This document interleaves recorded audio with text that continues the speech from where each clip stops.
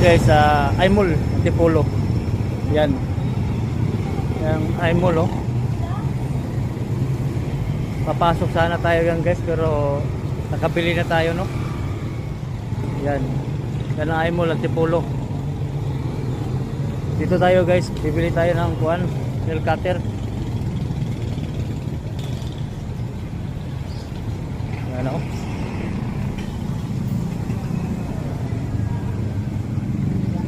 Yan. Bibili dito.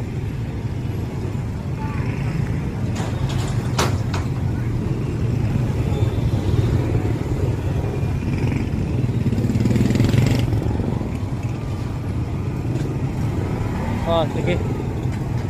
Yan oh. Hanap tayo ng kuan.